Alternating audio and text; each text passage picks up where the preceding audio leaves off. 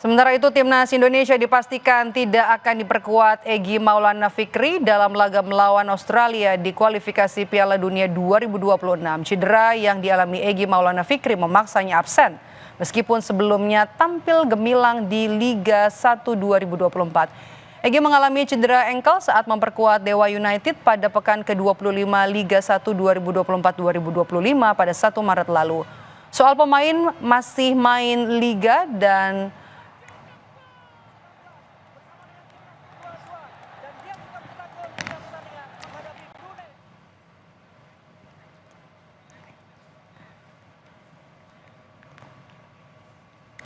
sementara itu, Timnas Australia mengumumkan skuad mereka untuk menjalani 2 laga lanjutan putaran ketiga kualifikasi Piala Dunia 2026 zona Asia.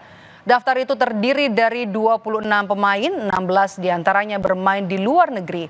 Hanya 10 pemain dari daftar tersebut yang saat ini memperkuat klub Liga Australia. Serta ada 4 pemain baru pertama mendapat panggilan ke skuad Timnas Australia.